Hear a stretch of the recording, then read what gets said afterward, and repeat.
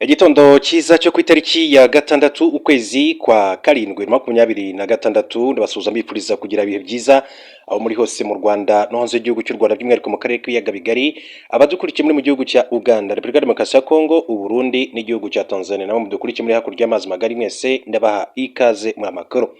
Ni inkuru ibabaje iturutse mu gihugu cya Uganda kuri General Muhoozi Kainerugaba. Uyu ni umugaba mukuru w'ingabo z'igihugu cya Uganda, akaba by'umwihariko n'umuhungu wa Perezida Yoweri Kaguta Museveni. Ni inkuru iturutse i Kampala, ngiye kugaruka mu kanya gato. Gusa mbere gato yuko nza kugaruka kuri General Muhoozi Kainerugaba, reka mbanze mbabwire ko umuyobozi w'ikirenga wa Iran yabuze mu kiriyo cyase biza guteza urujijo rukomeye. Ku itariki ya 5 Nyakanga abahungu batatu bahoze ari umuyobozi w'ikirenga wa Iran Ayatollah Ali Khamenei bitabiriye amasengesho yo kumusezeraho, ariko Mojtaba Khamenei wamusimbuye ku buyobozi ntihagaragara, bikomeza guteza urujijo mu gihugu.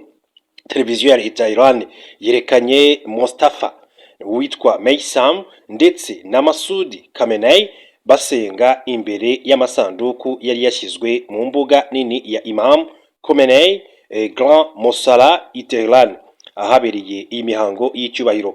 Leta ya Iran rero yatangaje gahunda y'imisige myinshi y'imihango yo guherekeza Khamenei, irimo no kujyana umurambo we mu bice bitagatifu by'abashia byo muri Iraq.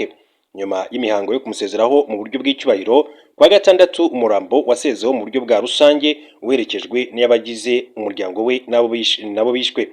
Amakuru yashyizwe ahagaragara ashimangira ko Mojtaba Khamenei wasimbuye se atigeze agaragara muri uyu muhango, ndetse ntarajya mu ruhame kuva igitero cyahitanye se n'abandi bo mu muryango ku itariki ya 28 Gashyantare cyaba. Bivuga ko uyu muhungu yaba yarakomerekeye muri icyo gitero nk'uko abantu begera umuryango babitangaje. Intambara yari imaze amezi agera kuri 4 hagati ya Iran, Israel ndetse na Leta Zunze Ubumwe za Amerika yarahagaze nyuma y'amasezerano yo guhagarika imirwano. Ubuyobozi bwa Iran buvuga ko ayo masezerano ashobora kandi kuzana inyungu zikomeye cyane mu bukungu. Perezida wa Amerika Donald Trump yatangaje ko ibiganiro by'amahoro byahagaze by'agateganyo kugira ngo habe imihango ijyanye n'iki kiriyo. Kuri iki cyumweru Perezida wa Iran Masoud Pezeshkian ndetse na Perezida w'Inteko Ishinga Amategeko Mohammed Bagher Khalibaf bitabiriye amasengesho yo guherekeza umurambo. Masud Khamenei yagaragaye arira ndetse ahanagura amarira akoresheje igitambaro cya kefiye mu gihe Imam yasomaga amasengesho y'abitabye Imana. Abaturage ibihumbi ndetse n'ibihumbi bateraniye habereye imihango, bamwe barira abandi bakikubitsa mu gituza mu kugaragaza agahinda.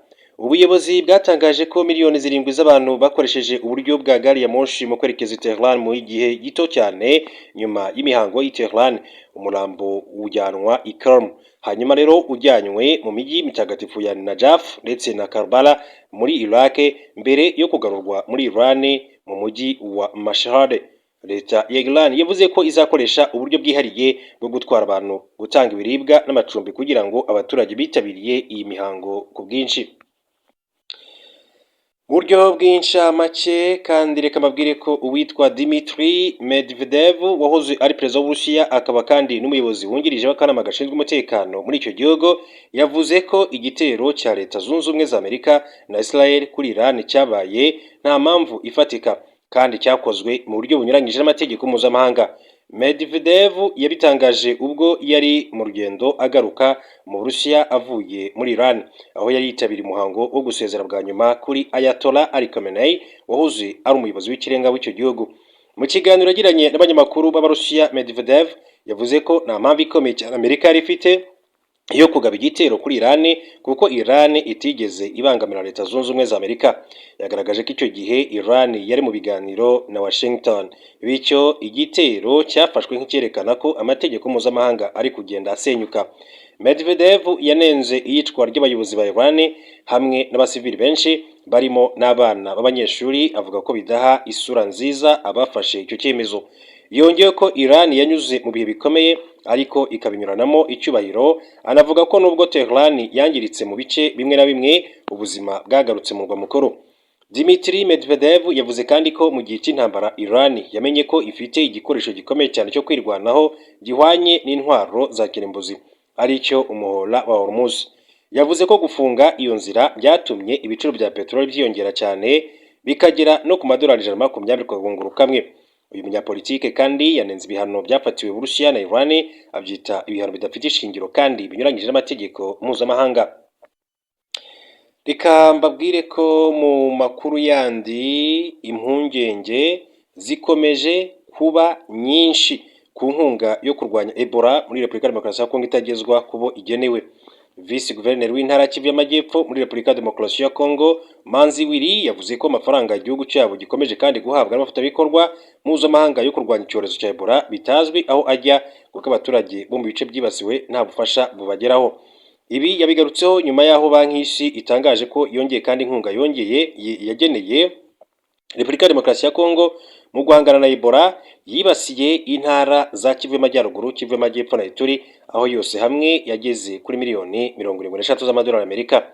Mu butumwa yanyujije kuri X, Manzi Wili yavuze ko hakomeje kandi kuvugwa amafaranga menshi cyane yo kurwanya Ebola Repubulika ya Demokarasi ya Kongo iri guhabwa, ariko hakaba atagaragara aho akoreshwa. Ati dukomeje kumva inkunga n'amafaranga atangwa yo kurwanya Ebola, ariko se mu by'ukuri ajya he? Ese koko ayo mafaranga atangwa kugira ngo afashe abari mu kaga, cyangwa biravugwa gusa ariko ntazagera kubo yagenewe, cyangwa se ahubwo yaba atangwa kugira ngo agirire akamaro abantu bake?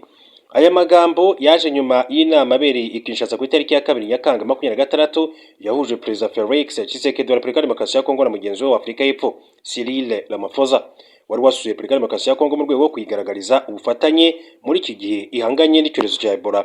Muri iyo nama, umuyobozi wa banki y'isi ushinzwe Angola, Burundi, RDC, Sao Tome Principe, Albert Gizeufake, yatangaje ko icyo gihe banki yafashe icyemezo cyo kongera inkunga yacyo kuri Repubulika ya Demokarasi ya Kongo. Avuze ko amafaranga yari yaragenewe icyo gihugu angana na miliyoni 63 z'amadolari Amerika, ariko ko hongeweho izindi miliyoni 10 z'amadolari, bituma inkunga yose igera kuri miliyoni 73 z'amadolari Amerika. Zeufak yavuze ko muri aya mafaranga miliyoni 43 z'amadolari zamaze gushyirwa ukwazo kugira ngo zishyigikire gahunda ya guverinoma ya Repubulika ya Demokarasi ya Kongo yo guhangana na Ebola, kandi ko atari isezerano ahubwo ko aya mafaranga yatangiye gusohoka. Aya si amasezerano n'inkunga gusa, ahubwo aya mafaranga arahari kandi yatangiye gutangwa kugira ngo ashyigikire gahunda ya guverinoma ya Repubulika ya Demokarasi ya Kongo yo kurwanya Ebola. Banki y'isi yavuze kandi ko ikomeje gukorana n'ikigo nyafurika gishinzwe gukumira ndetse no kurwanya indwara Africa CDC ndetse n'ibihugu bihana imbibi na Repubulika ya Demokarasi ya Kongo biri mu Burundi mu rwego rwo kubifasha kwitegura mu gihe icyorezo kandi cyakwirakwira. Iyo nkunga ya banki y'isi yongera ku yindi Repubulika ya Demokarasi ya Kongo yahawe n'umuryango w'ubumwe bw'Uburayi, Leta Zunze Ubumwe za Amerika hamwe n'ikigega cya Loni gitanga inkunga mu bihe by'ibiza n'andi makuba. Visi Guverineri Manzi agaragaza ko nubwo ibyo byakozwe hari mu ngenge z'uko abaturage bo mu bice byibasiwe n'icyorezo batabona umusanzu w'ayo mafaranga, kuko muri rusange intara zugarijwe cyane na Ebola muri Repubulika ya Demokarasi ya Kongo ari Kivu y'Amajyaruguru, Kivu y'Amajyepfo hamwe na Ituri.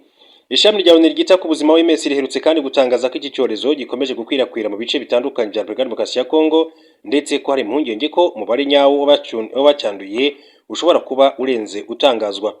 Kugeza ku itariki ya 2 Nyakanga 2026, Minisiteri y'Ubuzima ya Repubulika ya Demokarasi ya Kongo yatangaje ko abantu 1502 ari bo bamaze kwandura Ebola ya Bundibugyo, barimo 473 bapfuye na 213 bakize.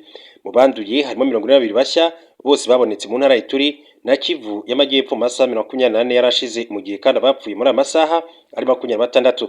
Ni mu gihe Uganda aricyo gihugu cyonyine gihana imbibi na RDC cyagaragayemo abarwayi ba Ebola, aho hamaze kwemezwa 21 bayanduye, barimo 2 bapfuye cyangwa se bitabye Imana.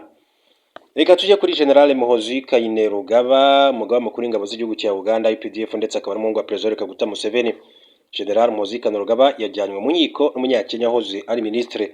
Umunyamategeko wo muri Kenya Martha Karua wahoze ari ministre w'ubutabera muri icyo gihugu yareze umugaba mukuru w'ingabo za Uganda General Muhoozi Kainerugaba amushinja kugira uruhare mu ifungwa rye ry'igihe gito ndetse no kumwirukana ku butaka bwa Uganda mu buryo avuga ko butubahirije amategeko. Martha Karua wari wagiye muri Uganda nk'umwunganizi mu mategeko wa Dr. Kizza Besigye avuga ko yageze muri Uganda tariki 22 Kamena 2026, ariko akangirwa kwinjira n'abashinzwe binjira n'abasohoka nubwo yari afite uruhushya rwemewe rumwemerera kuburanira mu nkiko za Uganda. Inyandiko ye yatanze mu rukiko rukuru, Martha Karua avuga ko yageze ku kibuga mpuzamahanga cy'indege cya Entebbe ari kumwe n'abandi banyamategeko, ariko nyuma yo gutererwa kashe muri pasiporo yaje gutandukanywa na bagenzi be ajyanwa ku biro by'umuyobozi mukuru ushinzwe abinjira n'abasohoka. Avuga ko nyuma yaho telefoni ze ebyiri zafashwe n'abashinzwe abinjira n'abasohoka nta mpamvu isobanutse itanzwe, nyuma bakamumenyesha ko atemerewe kwinjira muri Uganda kubera impamvu z'umutekano zitavuzwe. Yongeraho ko yaje gusubizwa telefone ze ariko akanga kuzakira, avuga ko ari impungenge ko amakuru y'ibanga y'abakiriya be ashobora kuba kandi yararebwe mu gihe zari mu maboko ya leta. Inyandiko zigaragaza ko nyuma yaho ubuyobozi bwa Uganda bwabwiye Kenya Airways kumukura ku butaka bwa Uganda bumushyira mu cyiciro cy'abatemerewe kwinjira hashingiye ku itegeko rigenga abinjira n'abasohoka. Marita Karua ariko avuga ko yirukanywe atabwiwe impamvu kandi atahawe n'umwanya wo kwiregura. Marita Karua avuga ko yahuye n'itotezwa nubwo ari umunyamuryango w'umuryango wa Afurika y'Iburasirazuba East African Community kandi afite pasiporo yemewe ndetse n'uruhushya rwo kuburanira muri Uganda. Yongeraho ko uko kumwirukana kwagize ingaruka ku burenganzira bwa Besigye bwo kubona umwunganizi bahisemo kandi bityo bikabangamira uburenganzira bwabo bwo kuburanishwa mu buryo buboneye. Mu nyandiko ye Marita Karua ashingira kandi ku butumwa bivugwa ko bwanyujijwe ku rubuga rwa X rwa General Muhoozi Kainerugaba, aho bivugwa ko yavuze ko ari we ubwe wategetse ko yirukanwa ndetse anavuga amagambo akomeye ku rubanza rwa Besigye.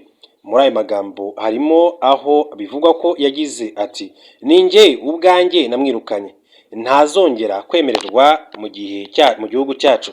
Karua avuga ko ibi bigaragaza ko General Muhoozi Kainerugaba ari wafashe icyemezo cyo kumwirukana nubwo afite umwanya wa gisirikare utagenerwa ububasha bwo gufata ibyemezo by'abinjira n'abasohoka. Yongeraho ko ingingo 208 y'itegeko nshinga rya Uganda igaragaza ko ingabo za PDF zigengwa n'ubutegetsi bwa gisivili, bityo umugaba mukuru w'ingabo atagomba kwivanga mu byemezo by'abinjira n'abasohoka. Marita Karua asaba urukiko ko rwatesha agaciro iki cyemezo kuko bishobora kandi guhungabanya ubwisanzure bw'abanyamategeko, uburenganzira bwo kuburana mu mucyo ndetse n'itegeko nshinga ubwaryo. Amakuru y'urukiko agaragaza ko Dr. Kizza Besigye yafashwe mu Gushyingo 24 i Nairobi aho yari yitabiriye igikorwa cyo kumurika igitabo cya Karua. Ubushinjacyaha kandi bwo buvuga ko aba bombi bari bagiye mu nama zigamije gutegura umugambi wo guhirika ubutegetsi bwa Uganda. Banagaragaje ko ari n'abandi banyapolitiki batavuga rumwe n'ubutegetsi barimo Elias Lukwago bagiye mu nama zabereye hanze ya Uganda, bivuga ko zagiraga uruhare muri uwo mugambi. Tukiri kuri General Muhoozi Kainerugaba, mbabwire ko amakuru aturuka mu gihugu cya Uganda kandi avuga ko Museveni ashyigikiye ko General Muhoozi Kainerugaba akebura ibitangazamakuru bitandukira. Perezida wa Uganda Yoweri Kaguta Museveni yavuze ko ashyigikiye uburyo inzego z'umutekano ziri gufata ingamba zigamije gukumira imvururu. Aragaragaza ko ashyigikiye kandi imvugo ya General Muhoozi Kainerugaba isaba ko ibitangazamakuru bikora mu buryo butandukira kandi bwubahiriza amahame y'igihugu, butatandukira kandi bwubahiriza amahame y'igihugu. Mu ijambo rye ryatambutse kuri televiziyo y'igihugu kwa gatandatu, Museveni yavuze ko ibyo bikorwa by'igisirikare bigamije kurinda demokarasi n'umutekano rusange, aho yanashinje bamwe mu batavuga rumwe n'ubutegetsi guteza imvururu n'urugomo. Museveni yavuze ko hari bamwe mu batavuga rumwe n'ubutegetsi bagira imyitwarire itarimo demokarasi ikomeje gushotora inzego z'umutekano. Ati umuco udakwiye wabwo bamwe mu batavuga rumwe n'ubutegetsi niwo umaze igihe ushotora inzego z'umutekano kugira ngo zizibe icyuho. Yongeyeho ko ibi bikorwa by'umutekano kandi bidakwiye gufatwa nko gusubira inyuma mu burenganzira bwa muntu, ahubwo ari ugukomeza kubaka igihugu gishingiye ku mahame y'umutekano n'iterambere. Bwana Museveni yanashyigikiye amagambo General Muhoozi Kainerugaba wasabye ko itangazamakuru ryagira imyitwarire iboneye, avuga ko ari igitekerezo cy'ingirakamaro. Ati General Muhoozi yavuze ikintu gifite akamaro. Yavuze ko benshi bajya i Dubai bakabona ko itangazamakuru rihari rifite umurongo bakabikunda. Kuri natwe ati tutagira uko. Ati kuki natwe tutagira uko. Ibi byose bije mu gihe kandi hashize iminsi hanengwa icyemezo cyafashwe na leta ya Uganda cyo gufunga ibikorwa by'ikigo National Media Group NMG muri Uganda. Ibintu byagize ingaruka ku bitangazamakuru birimo Daily Monitor ndetse na NTV Uganda kuko byafunzwe.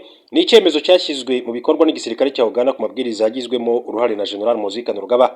Imiryango iharanira uburenganzira bwa muntu ivuga ko ibi bishobora kugabanya ubwisanzure bw'itangazamakuru. Bwana Museveni yavuze kandi ko ibikorwa by'inzego z'umutekano bidakwiye gufatwa nk'igisubizo kibi, ahubwo ari uburyo bwo kurinda igihugu n'abaturage. Yavuze ko ibikorwa by'abashinja ubutegetsi guteza imvururu bigomba kandi guhagarikwa kugira ngo igihugu gikomeze gutekana muri iki gihugu cya Uganda. Tuvuye kuri General Muhoozi Kainerugaba, reka mbabwire ko hari n'andi makuru akomeje kugenda avugwa. Mbabwire ko Leta Zunze Ubumwe za Amerika ndetse na Ukraine, uwitwa Zelensky yasabye Amerika guhagarika intambara imuhanganishije n'Uburusiya. Perezida wa Ukraine Volodymyr Zelensky yavuze ko yaganira na Perezida wa Leta Zunze Ubumwe za Amerika Donald Trump, amusaba ko igihugu cye cyafasha guhagarika intambara imaze imyaka 4 ibahanganishije n'Uburusiya. Volodymyr Zelensky yatangaje ko ibyo yabisabye Trump mu kiganiro bagiranye kuwa 4 Nyakanga, umunsi Amerika kandi izizaho umunsi w'ubwigenge. Yavuze ko icyo kiganiro cyagenze neza cyane kuko baganiriye ku ngingo zitandukanye zirimo kureba aho imirwano ikomeje guhuza Ukraine n'Uburusiya igeze ndetse n'icyakorwa kugira ngo ihagarare. Ati hari amahirwe y'uko iyi ntambara ishobora kurangira kandi Amerika yagaragaje ko izabigiramo uruhare kugira ngo irangire. Zelensky yakomeje avuga ko ibi biganiro yagiranye na Trump bazabisubukurura neza mu nama y'umuryango w'ubutabarane wa NATO izabera muri Turukiya mu cyumweru gitaha. Uyu muyobozi yongeye kandi gushimira Amerika ku bufasha yahaye igihugu ayoboye mu ntambara bahanganyemo n'igihugu cy'Uburusiya. Ndabashimiye kandi ndabifuriza kugira ibihe byiza ndetse n'igitondo cyiza muri rusange. Turaza gusubira mu makuru